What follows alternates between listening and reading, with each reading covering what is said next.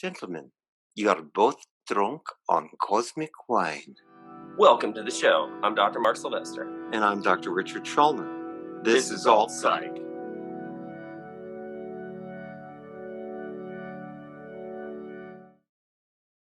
Welcome, everyone, to this week's episode of Alt Psych, starring my friend, companion, colleague, and all-around superhero, Dr. Mark Sylvester. There he is. And so we're going to start our show today, which is going to just knock your socks off about artificial intelligence, part 2. It's such a big topic, we had to have another show. But we're going to start with something a little more intelligent and something really important nowadays. You know, our country, our society is being ripped apart by people arguing about medical procedures. And are you a good person if you haven't had a certain medical procedure? So this is about secure friendship. This is our mental wealth tip. So here are the hallmarks of a secure friendship. Number 1, you can have space or distance without guilt. Number 2, you can give honest feedback, be vulnerable without any judgment. Number 3, and here's the big one, you can allow for different perspectives on things, which is in short supply in our culture nowadays, and mutual respect, which I guess goes with the rest of them.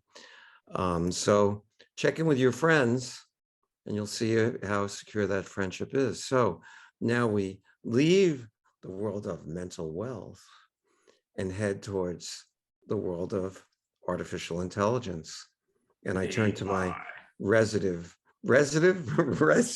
expert, Dr. Mark Sylvester. I mean, I'm just a guy. His name's Larry.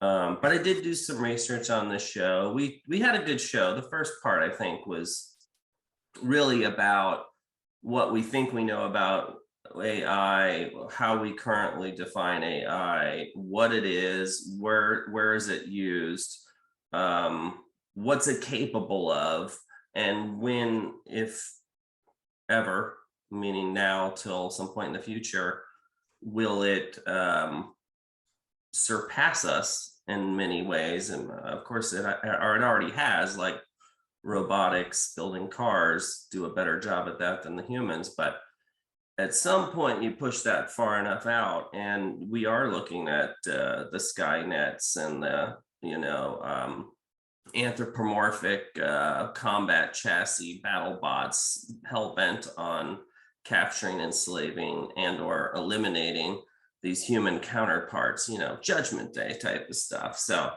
we stayed away from that last time. Really, we focused on things like Facebook, because certainly Facebook and Amazon and Apple and Siri and all these are real world, real time evidence of what AI currently looks like. Well, that seems pretty benign until you realize what it's doing through its light speed ability to adapt via these progressive learning algorithms, which we talked about in the first part of this series, which then gives power into a third party. The data itself can become the author of the programming. So you've removed the human element to some degree. That's when I think people like the Elon Musk and the Stephen Hawkings get a little worried and concerned, like, AI is here now. We don't need to wait for Skynet. And in some ways, maybe this is even more damaging than a Skynet like end of the world fallout. I was thinking more about the Cylons in Battlestar Galactica, who look perfectly human, act perfectly human, and can sort of just be in the society, but can compute things in lightning speed and do all kinds of things, have superhuman strength. That's the science fiction version of this. Maybe we're not there yet, but it sounds like we're on the road. I think we're, I don't know how long the road is. I don't know how many side streets are on it, but if you looked at it as a linear road, I think we're halfway down it. We're in enough where we need to be answering, asking and answering and thinking about much more important questions that just we either don't know about or we know about, but it might hurt profits to talk about it or change it. Well, in the end, isn't the question of what is a human being? Or what is a sentient being, maybe? Yeah. And you know, if they start, the inventor of AI, whose name I have lost, but John Wright or something like that, the inventor kind of identified 4 primary AI types: a reactive AI, which most people can,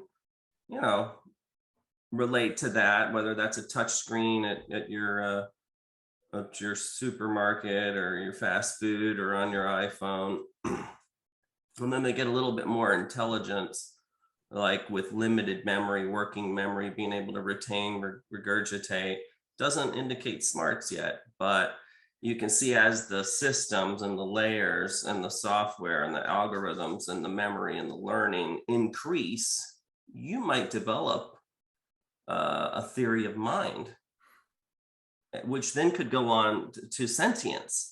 So there is a path, I think, between like teaching a early computer, one of the most basic computations, to being a machine that has sentience on par or analogous to our own. So if I look for a Gibson guitar, and then I get 47 ads for Gibson guitars, that's actually artificial intelligence. 100%. Yeah, I think people don't realize it. They're looking at the science fiction brand, robots walking, talking, acting very human, and yet it's already all around us, is what I'm hearing you say. Yeah, it's very immersive. And the intent at this point tends to be how to build a better capitalistic product, how to outcompete competitors, how to make, the machine human interface. Well, is it right now, would you say right now it's about a business model, that AI is about a business model? So let's say. Yeah, it's about selling stuff.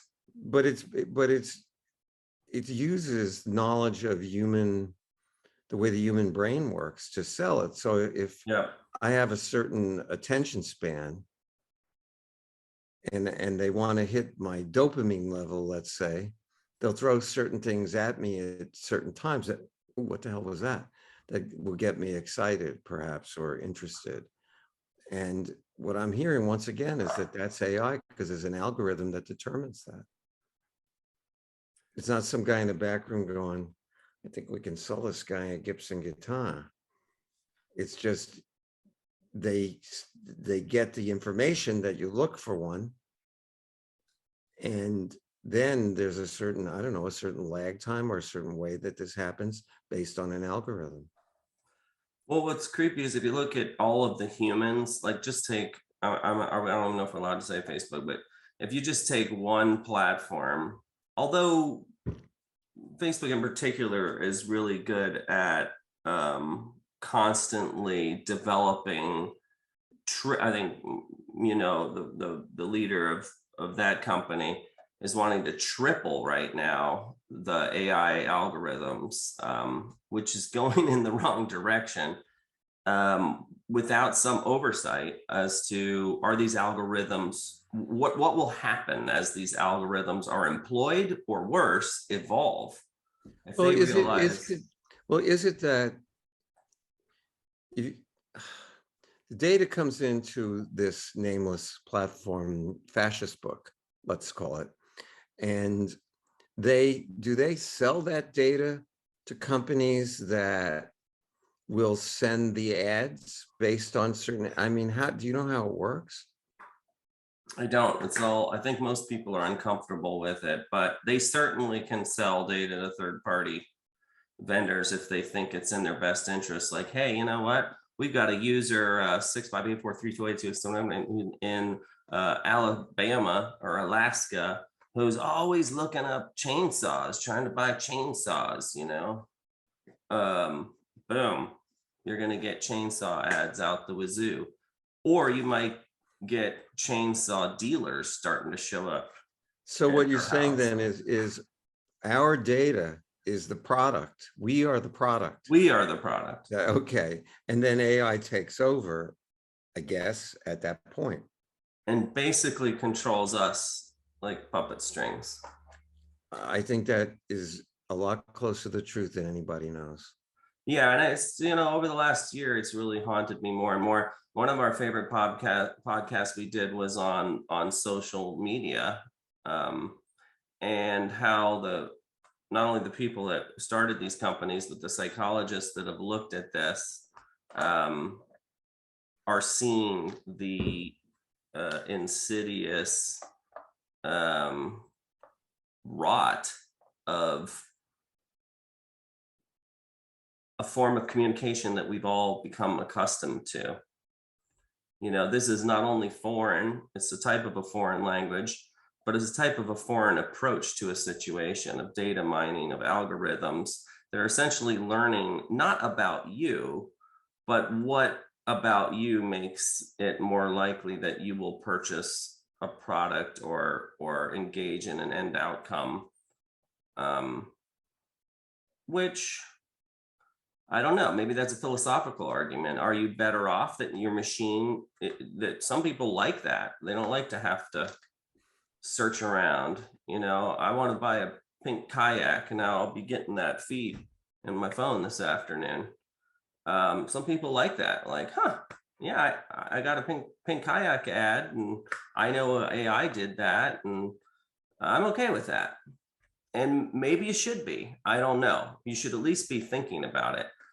But if it's a different situation and you're talking about when machine computing or progressive, what the inventor called computational intelligence or machine learning, when that gets higher order thinking to resemble something like a positronic net, a theory of the mind, sentience, we got a different set of problems, concerns, questions, capabilities. Possibly it would be a little bit too late at that point, depending on how self-sufficient these things work. But let's be honest, Teslas can drive autonomously. If the entire fleet decided it wanted to mobilize, they could probably take pretty good care of themselves. Yeah, but it does bring the question of how do we protect ourselves? And I heard someone talking about it on a podcast the other day where he said, we found that lead in paint and maybe lead in gasoline wasn't healthy for us. So we made rules after we found it out. Mm-hmm. Once this stuff is out, you're not going to be able to make a rule to say, well, we can't have certain kinds of AI because it'll already be embedded in our system. This has to be looked at before it reaches that level. Yeah. And we covered a lot of that, I think, in the last show. So I thought this show, it'd be funny to talk about the extrapolation. Where are we going? Well, let's play the tape forward and discuss the risks of artificial intelligence above and beyond what we've already mentioned, but just for society and the I don't know if the homogeny of it all is what I'm looking for, but if, like, going back to Elon Musk and robots and doing repetitive, dangerous, heavy tasks, one risk is you're going to lose jobs, right? If you have robots that are doing the job of 3 humans, doing it better, faster, cheaper, they're gone, right? Right. There's a lot of people don't think about this. There's a lot more privacy violations that can potentially occur using artificial intelligence, which that gets a little bit scarier. It's kind of along with the Deepfakes that some of these AIs can make really realistic looking deepfakes. One of the first things you learn in computing in school is garbage in, garbage out. So if their algorithmic bias is caused by bad data, then they're going to have a bad algorithm, which may have a bad outcome. So there's no force, there's no overseer, there's no police. This thing is sentient, it's alive, it's everywhere and nowhere like the Matrix, and it's constantly evolving through the collective intellect of all of its users' brains. Sounds a lot like the virus these days, if you think about it. Yeah, and another, it's a question formed in my head, and I don't know that there's an answer, but what perhaps philosophically, if human beings in the end are creating these artificial intelligences, like in that Star Trek where it was his engrams that were put on the computer, don't we put our own conflicts into our own emotional conflicts into the value systems of that artificial intelligence? I mean, Well, is morality in there? there are morality subroutines in the future written into certain machines. Data had emotional subroutines, really a chip, but within that chip was emotional subroutines. These were things that, despite the epigenetic phenomenon, or however you want to look at it, they never became sentient. So you could be sentient but not have emotions, right? You could be sentient and lack other critical human-like abilities like compassion or That's where I was going. yeah, or generosity or altruism. It's very hard for a machine, unless it was programmed to randomly exert random acts of altruism. That's not how humans behave. It emulates it, and you can keep emulating it, and you can keep getting closer and closer and closer. But at the end of the day, either humans are not going to be able to be replaced, or they're going to be necessary for the transition from human to a hybrid, alien human hybrid, or human machine hybrid. But there's a lot more that goes on as well, like socioeconomic inequality, for one. If you have AI doing a lot of this, it really disrupts the way that we interact with each other economically, but also socially. Look at how connected everybody is, but how many of these people, how many of your Facebook friends are going to come to your funeral? They're not all coming. Maybe if you do a Facebook funeral and you stream it live. We know its ability I have to get somebody else to do that for me. We know its ability to upset the market and cause market volatility. I don't even know where to start. That's enormous. Tesla will have a car crash and their stock goes down because it's all as proof that the AI is not working. Then you get a little scarier. We're getting a little closer to Skynet with weapons automation. Now, we've been doing that for a while, right? Really since the 90s. They've been very proud of these smart bombs and very, very high-tech weapons design, delivery, deployment, targeting, trajectorying, functioning. There's a lot of programming that goes on in that. There's very little human input. So it would be nice to have some commission to decide for, I don't know, the world, what's over the line and what's not. And that's a monumental task. But my concern is, without it, we're all just kind of doing our plunging into the AI future and suffering the consequences until we get this thing under wraps, until we can understand what this genie can do. Well, I guess, power is power. Plutonium, you can build an atom bomb, or you can build a nuclear power plant. It's the same plutonium.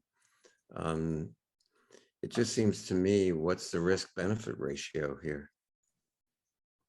Sounds pretty risky to me. I don't know.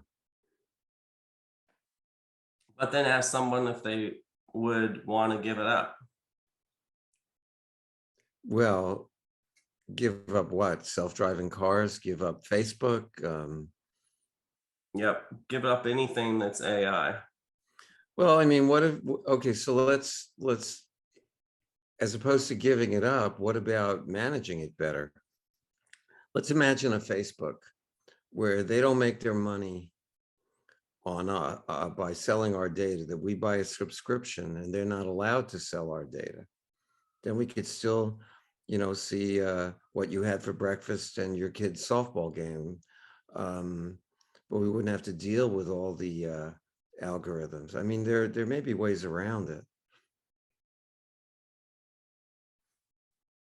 It might be too late. Well, it might be, but we go back to the idea that if you're getting something for free, then you're the product. You know what I'm concerned about? I can't, what does it say? It's a pink kayak. Oh my God. Can I have one too?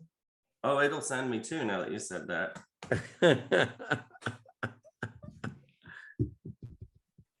Okay. So, to your point, we need the thought leaders, the power companies, the Netflixes, the Amazons and YouTubes and all that, Googles. We need them to either regulate themselves, which hasn't gone well, regulate each other, or more importantly, have government regulation or some third party oversight that's not the company itself. Because otherwise, with today's technology, they could be building something so advanced and dangerous that society and even our defense minds don't see as a true threat before it's too late. Well, there's a lot of money to be made, brother.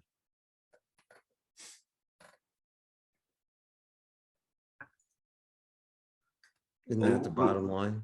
What about the future? At the way that we're going with the computationalism and functionalism,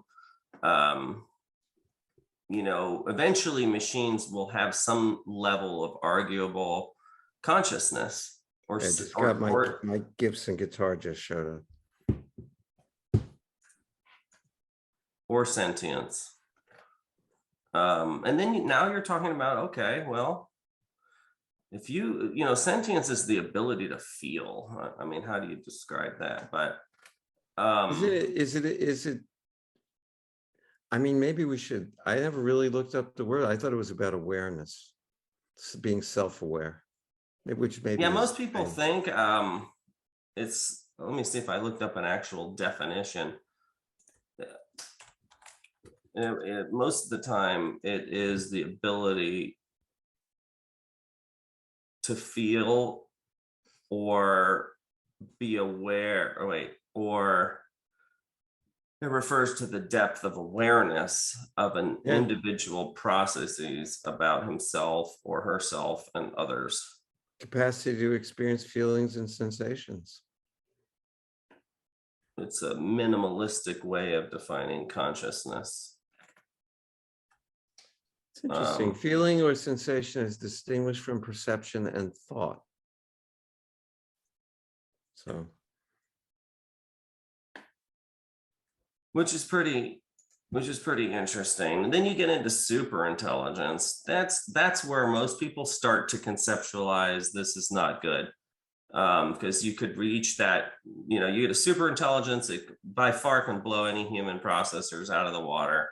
There will eventually be, it doesn't matter how we regulate, no matter what, at some point these two lines will cross and a technological singularity event will occur, possibly leading to transhumanism, like our thumbnail in this on this podcast, where we all get downloaded into machines and the mortal coils of our body are sloughed off like a little cocoon. Yeah, but isn't that essentially what the battle is about?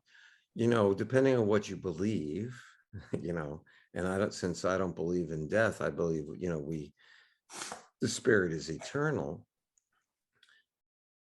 if I'm uploaded into a mainframe somewhere, my consciousness, then I'm not evolving beyond that. That's it, as far as I'm concerned. In fact, I don't know if you've ever read Neil Stephenson. He's a great science fiction writer. He wrote about a scenario, he called it Dodge in Hell. And it's about a guy who's a billionaire, and he goes for a routine medical exam and he dies. But he had signed papers to preserve his body. And excuse me, they upload his consciousness into a mainframe, and the mainframe starts doing weird things because he's in there. Mhm. Fascinating stuff, because worlds get created in there, and he doesn't really know what's going on at first.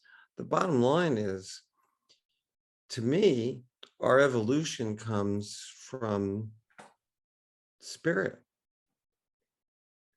But it seems to me that people who want, what did you call it, transhumanism, right? That they want to Yeah. hold on to this body, this power, this material power, success, call it whatever you want.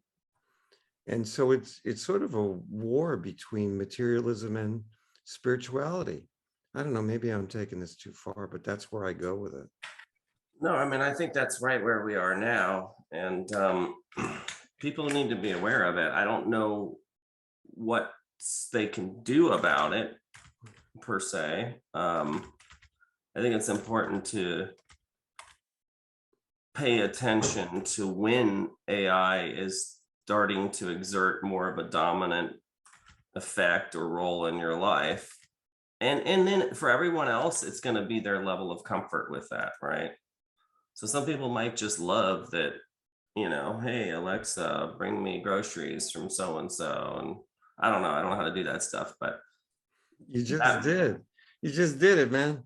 Yeah, I mean, there was a great movie with Arnold called The Sixth Day, and got to be 20 years old now, but they did a really accurate job at predicting technology and kind of where we are now and what it would be capable of. And he's got a refrigerator where, and I think these already exist, where milk always goes in the same place. Well, it's being weighed every time, so when it gets down to a quarter or whatever set point, it will automatically order milk. Yeah, but does it tell you can't have that ice cream because you weigh too much? It will. I'm sure there's an option for that. But those are the kind of things some people Wait a want second. nothing to do with it. No. The problem isn't, I'm sure there's an option for it. What if you don't get an option? That's That's just what the I way mean. it is. That's You're what I not allowed mean. to have, you're not allowed to have that ice cream if you weigh a certain amount or you have a certain blood sugar level. You know, we're coming down to the idea of, do we have a choice even to act foolishly? I'm just going to take this really the long way around. As you know, I have a really dear friend who's an astrologer. So you say, well, if you have these charts, do you actually have free will? And the answer is, of course you have free will, but so few people actually use it. And I think that if AI becomes even more integrated into our culture than it is, people will forget about free will. I mean, you take this podcast, for example. Do we go into Zoom and really create all those? The settings are preset. You just click it on and say, hi, how you doing? In fact, so many things, they call it user friendly. Yeah. I don't call them smartphones, they're dumb phones. I used to know everybody's phone number. I don't know your phone number is Mark Sylvester. I don't know your phone number. Right.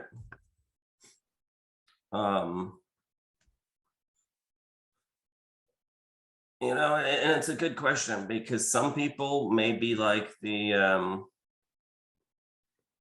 who are the pre-Mormons, the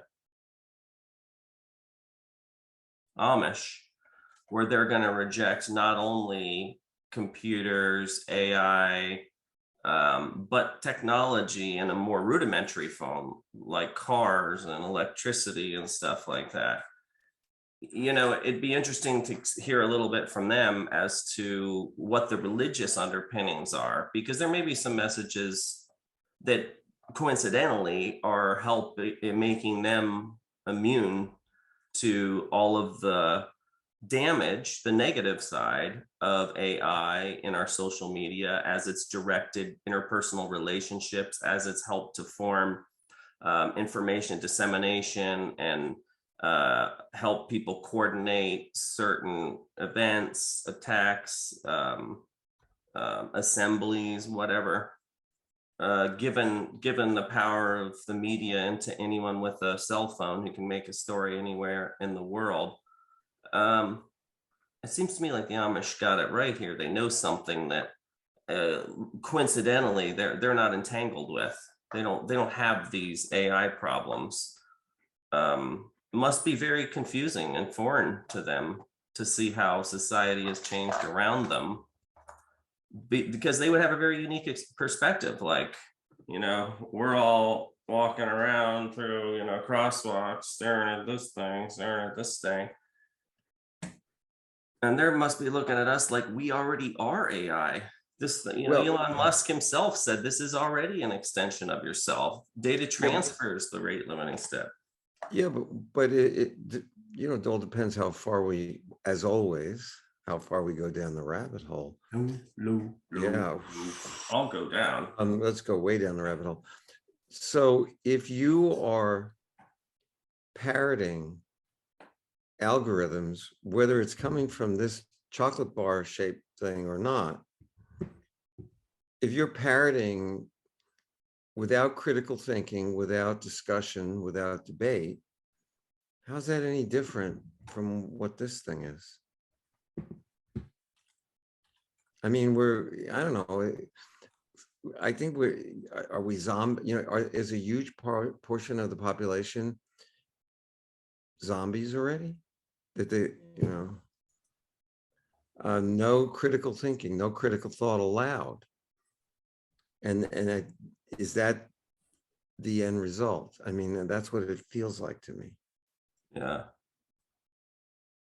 Because AI doesn't really talk about critical thinking. They work on an algorithm that's predetermined and may have nothing to do with those current circumstances.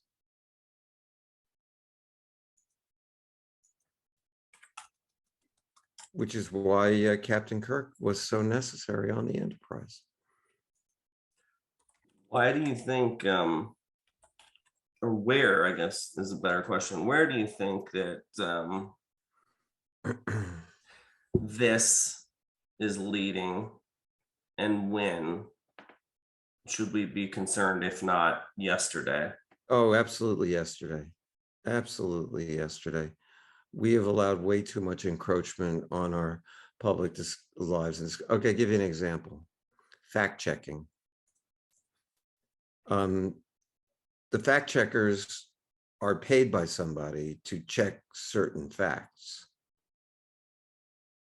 Okay. Those people paying for the fact checking determine what the facts are. So I've seen cases where people were just putting up quotes of what somebody said. Fact checkers have determined that this has been taken out of context, or this is not true. We didn't care about fact checking till about 2 years ago. Posts were not censored until the pandemic started. Now, those posts are censored with algorithms, not by people, because one of my posts was censored and I got put in Facebook jail. And I protested, and they said, well, we have too many complaints for human beings to process this. Sorry. That's what we're up against right now. Yeah. So, the time was yesterday, but we better be thinking about it right now, because we have learned to become dependent on this stuff. I actually enjoyed when I wasn't on Facebook. I enjoyed it a lot. Everybody says that. Excuse me? Everybody says that, like, oh, I Yeah, took a but month then off. everybody comes back to They it, so all come maybe they back. didn't Yeah. enjoy it that much. But I do like the idea that I can talk to somebody in England easily using this thing. I like the idea that I can take a picture of something cool and send it to you and say, hey, this is cool. I like word processing. So to me, it's going to boil, this stuff is here. It ain't going away. I like the idea that I can see patients on telemedicine who can't, for whatever reason, can't get into the office. I like that idea. The question is, are we going to be ruled by it, or is it, or are we going to use it in a humane, human fashion? I'm wondering if we even have to get to the science fiction version of this, where the Cylons figure out that they're smarter and better and maybe even more moral than we are, and they want to destroy us because we're the infection on the planet or something like that. Yeah, that's Judgment Day stuff. Yeah, and is it possible? Sure it is. But it all depends on what's the morality or lack thereof, or the programming, the values that are put into those algorithms. Okay, so in 2001, there was a value for the computer to be perfect. The computer was not allowed to lie. Then they told the computer that it wasn't allowed to tell the astronauts the true nature of the program. So the computer went crazy under the conflict. In that regard, the artificial intelligence, as he says, all mistakes on the HAL 9000 series have been caused by human error. Well, who the hell do you think programs this stuff? The question is, will it reach a point where it can think maybe independently is better than sentience? Yeah. Where it will think independently and there's no off switch. I mean, there always needs to be a kill switch, I think, You don't think that if this thing is smart enough, it could figure out how to remove the kill switch? Probably. That's in most of the science fiction stories about artificial intelligence. It has removed the kill switch. Well, anyway, that's kind of where we're going on our little journey. You could do multiple fail safes and stuff like that. Well, but the idea here is, if you're programming something to work a gazillion times faster than a human brain, and to have all the information in the universe, or information in our universe, it might be able to figure out a whole bunch of kill switches and a bunch of fail safes. And obviously we're heading into a science fiction future, but think about how many things science fiction has predicted that have turned out to be true, or that we've surpassed the science fiction. Our reality, and I keep going back to this phone is far more powerful. Hey, there it lights right up, than the computer on Apollo 11 that landed on the moon. This is much more powerful than that. And we have it to do all kinds of ordinary things. We are lazy. I guess that's the bottom line. And this is convenient. So is AI making us lazier and lazier? It's making our laziness less costly to us, in the short run anyway. I like that. If I don't go and get groceries, then I'm going to be hungry.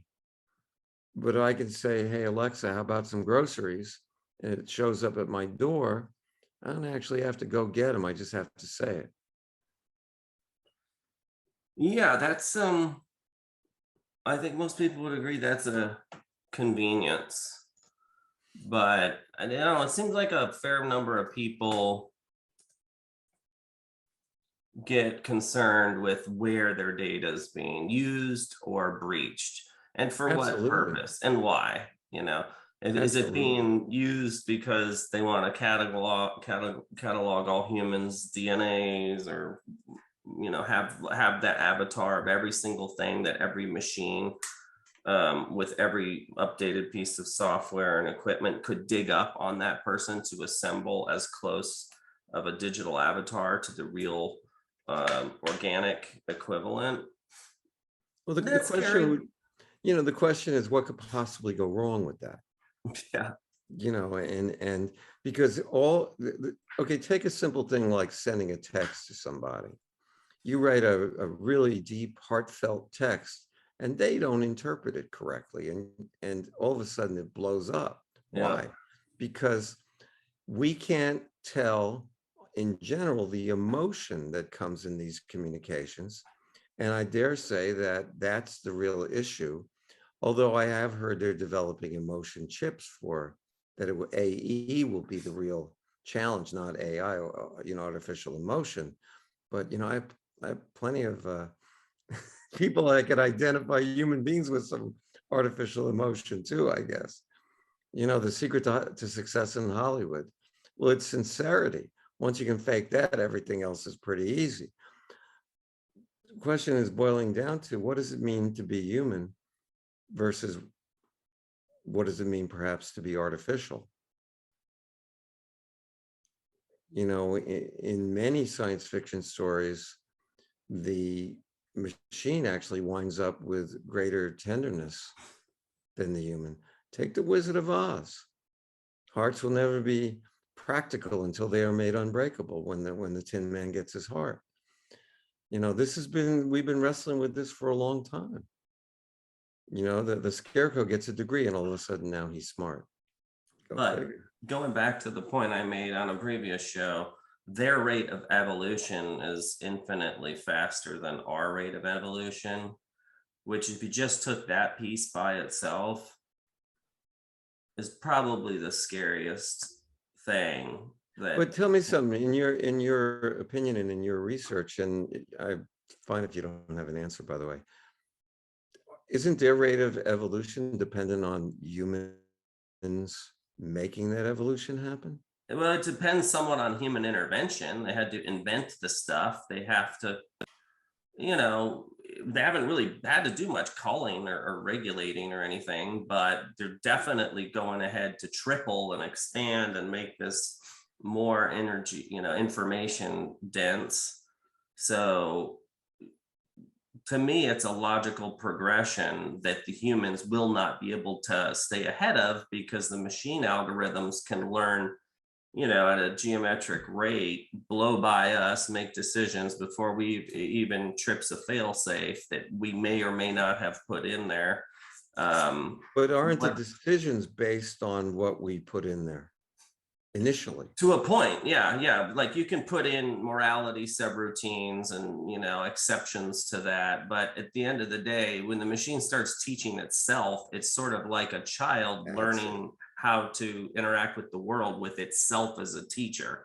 Yeah, it was born with its genetic biology, in this case, hardware, and some operating system. But everything it learned about the world, unless ongoing updates from humans, like, hey, don't do this, this is bad, we changed our mind about this, that, I think it can get really sticky. I think it can get malfunctions, and eventually you're going to hit that cross point where at least the AI is going to see us not so much as a target for products and selling crap, which they don't even realize what they're doing. I don't think the sentience is going to be close for probably 50 years. Maybe I'm wrong. Maybe it's 500 years. Maybe it's 5 years. It's hard to tell with electronics and this type of new world. But at the end of the day, humans are going to have to come to some sort of a conciliation with our mechanical overlords. Okay. A lot of people want to implant stuff, right? They want to implant their, Elon's working on his Neuralink. A lot of people want to implant their credit cards and, little fobs and crap in their skin. These are people that are, humans pushing for that. Then you have other people that would absolutely never do that for their entire life. I'm trying to think of, like, Mormons aren't a big fan of technology. I've picked on them a little bit, only because I admire their will to resist what they could potentially have seen as problematic and all of the distractions and even AI interfering with what God's work, a good God-fearing family, a good system that's worked for generations and generations and allowed them to be quite happy without the drama of all the other crap we pick up on the internet. So what does it all mean, Basil? It means we're just about out of time for today. Oh, perfect. Yes. A good segue. So we ask everyone to be mindful, I guess, be aware of how much this is in your life and what do you really want. I guess in the end, that's sort of the bottom line. How much freedom do you want? How much freedom to think? Some people don't want it. I think it's nuts, but what can I tell you? So on that happy note, we'll see everybody next time. And until then, Be well. Close. Namaste. And that too. Fokker out.